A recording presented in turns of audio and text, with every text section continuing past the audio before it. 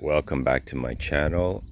Today I'm showing the BK20. This is a basic, you could say, platform company makes, and they're branded with different names. This one is just branded as BK20. It's a fat tire bike. Just show you the pros and cons about the bike. The pros are it's like this stylish, almost like cargo bike built frame, dual suspension in the back. They're not oil filled, they're just coilovers.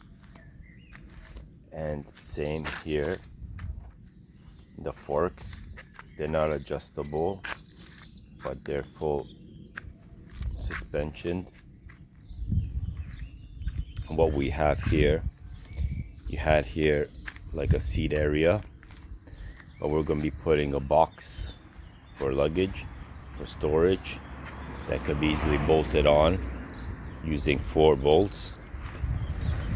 And the seat is wide but very cushiony, very comfortable ride. Suspension works very well. The battery is a 20 amp hour 48 volt battery, which is actually tested, proves to be 20 amp hours, so didn't misinform about that. The hub motor is a 750 watt, peaks out at 1000 watts. That is legit as well. The controller is a 20 amp hour controller rated to 48 volts, so that is legit as well. 50 kilometers an hour, I believe that's like 32 miles per hour. That is realistic as well, especially on straight surfaces. At inclines, you have to help out the bike with pedaling. We'll get to that in a sec. Has big headlights. They don't have running lights, they just have normal headlights you turn on. Turn signals it doesn't have, but it does have the selector for it for some reason. It looks like that's used for other bikes. Horn is loud, it's good. Very easy to turn on the system. Just press the M button, hold it down, pops up the screen. See in the sunlight here, still have the Foley on. And then you can set your settings. Has 5 assists. 5 is being the strongest, and 0 is without assist, just pedaling. Hold it for a longer button, the M, and powers off. There's no key feature, so you have no key to lock the battery. I mean, like to turn on, off, or no card. So it doesn't have a card or doesn't have a key to turn on the system. So that's the downside. Don't have that. The battery have no switch. So if people like that, then that you could consider as a downside as well. But it does have a lock, so the battery does get locked in there, where you could swap it. And with the same battery setup, you can have either smaller pack or bigger pack. And the brakes are a 160 mil disc in the front, 160 mil disc in the back. And this is not hydraulic. The brakes are cable driven. Less things to go wrong. Only downside is you have to press the brakes more harder, give it a firmer grip, but the stopping power is just there. And the back lights, even if you don't have the headlights on at braking, they do illuminate. And when you have the headlights on, they will illuminate as well as daylight running lights, but with pressing the brakes they will glow brighter. So you could see the bike stopping. Overall, in the pictures, the frame looked like it's a skinny bodied frame, like made out of tubing like that, your normal bicycle tubing. But when purchased, I seen that I like the frame a lot more because it's widened out tubing, and the welds are actually pretty nicely done. Looking at the quality so far on the bike put together, the weldings are pretty decent. Pretty decent welds they did. These welds are exposed, that's why probably they did a better job welding it together. And I like that this metal tubing is not your everyday tubing. It's like flattened, like oval shaped, going into round. Handlebar is the BMX type. It's a comfortable upright position, so you don't have to slouch over it. The forks got some stamped steel. First I thought it's like solid aluminum, but it's not. But it's good. They're very robust. In kilograms, this weighs around 36 kilograms, the whole bike with battery included. The tires are the knobby 4x20. I measured the tires. They seem a little bit smaller, more like 3.5 inch than 4 inch. But yeah, that's one you could count as negative because it's advertised as 4 inch, but it's more like 3.5 inch. But you could always upgrade that. But the most important, what didn't cheap out, is the battery. It is 20 amps, and the motor is 750, peaking at 1,000. The controller is a very simple controller, very hands-on. Your throttle, again, very simple. It does have cruise control, so for like 8 seconds, if you keep that throttle on any position, then you could ride it without throttle. And to take off the cruise control feature, you have to slap the throttle slightly, like touch it like you're accelerating, and then it'll turn that feature off. Or when you're braking, it will also. Not a heavy braking, it's light touching braking, slowing down, it'll still keep it on. But in harder braking, it will switch it off. But if you want to just, let's say, roll with the bike and not power it, and you want to get off the cruise control, then I would advise just to, that's it. And then this way it's off until you hit it again. In 8 seconds, it'll take over. You could have an amp hooked up to it through your phone. You download an app on a QR code, and you install features that you would like customized, which means is it could show you the distance, the mileage you put in a day, your target of the daily exercise you want to do with it, if you're thinking about using it for a commute like that. And also you could dismantle the cruise control.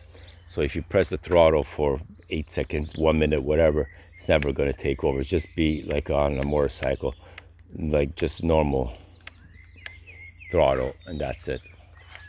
You could get into the settings like that, but you don't need the settings for it if you're okay with it as it is.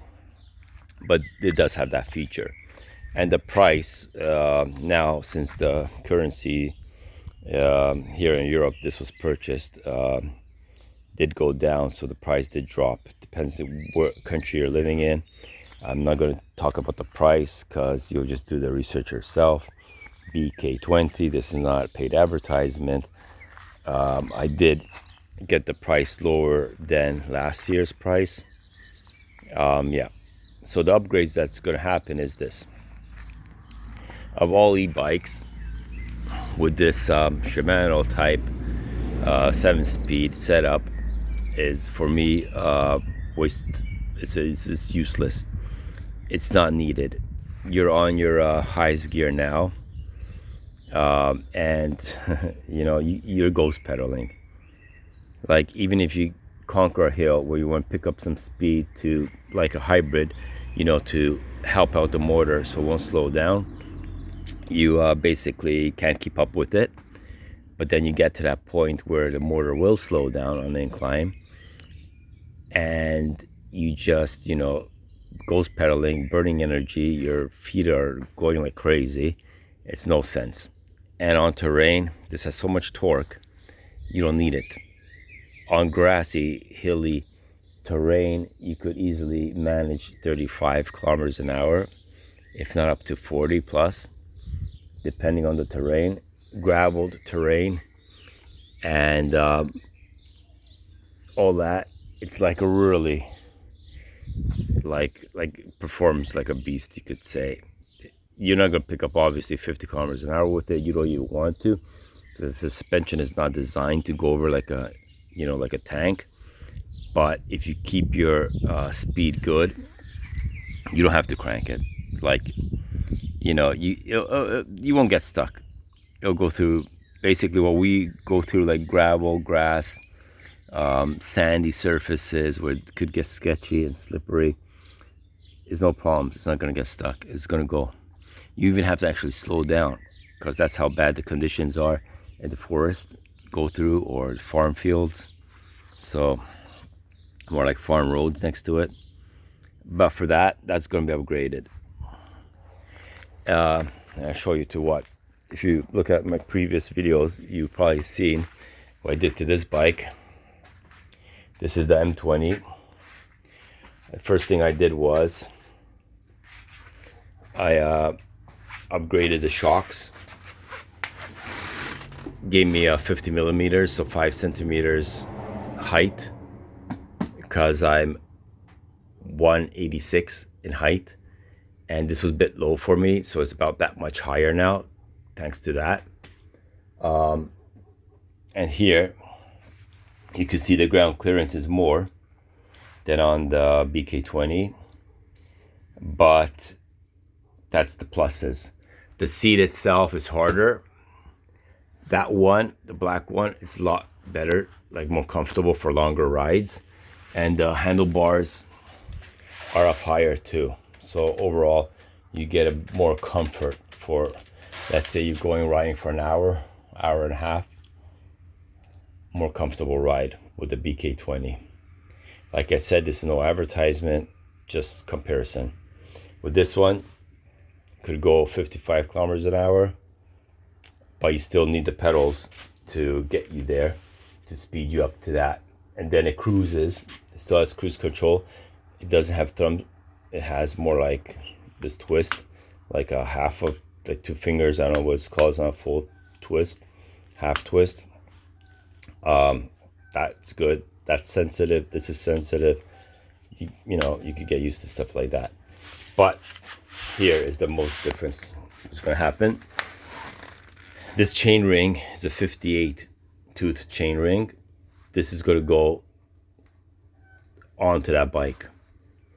Since that bike tops out at 50, with this chain ring at 58 tooth paired with a 12 tooth freewheel,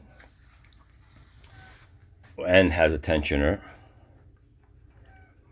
It's very important. You must have a tensioner.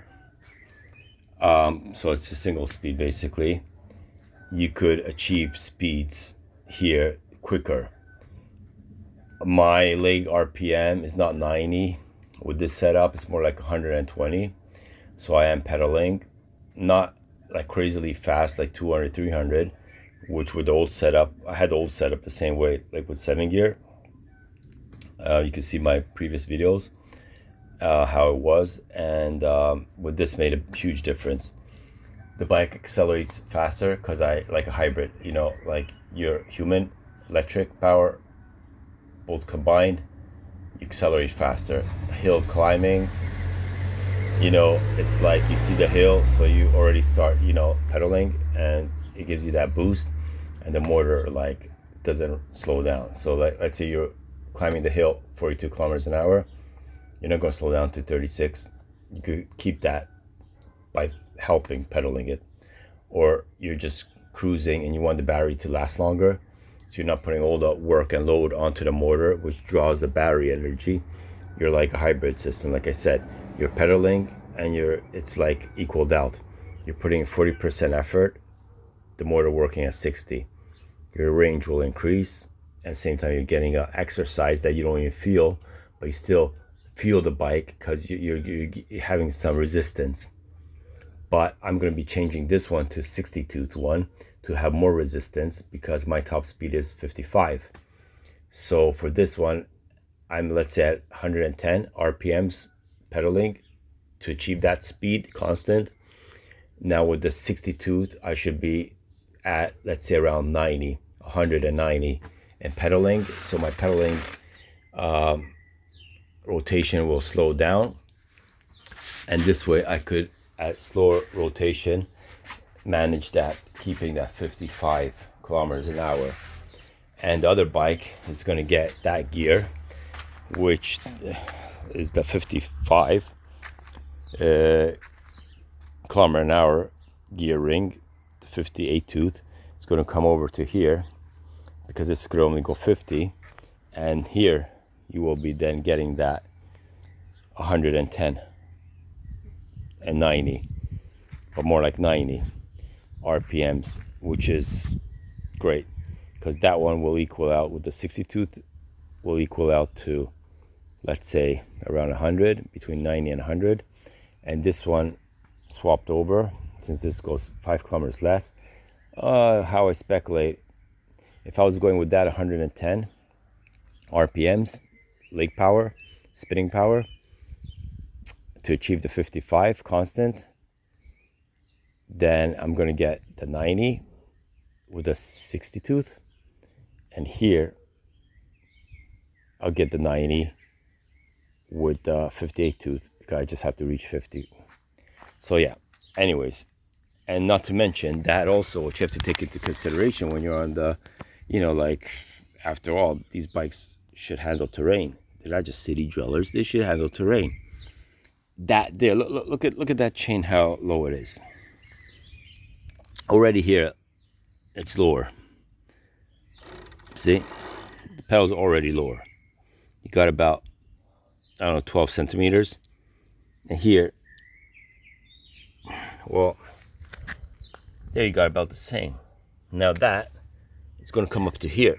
So you're going to, like, increase it at least 20 centimeters. Okay, you got to get a tensioner here, but still,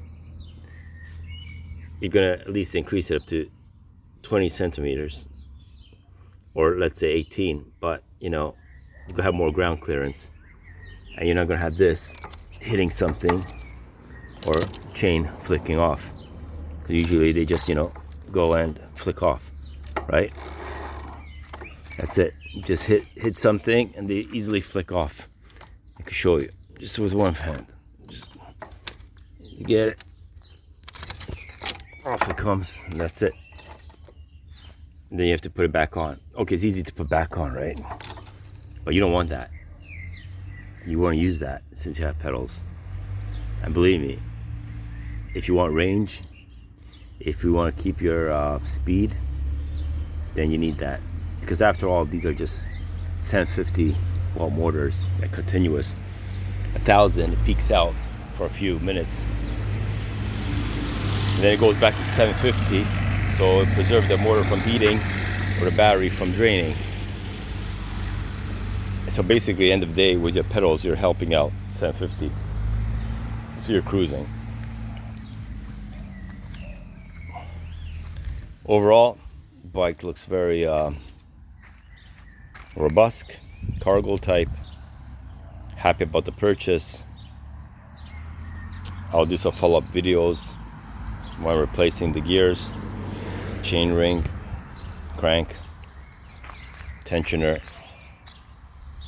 So if you want to like and subscribe, please do so.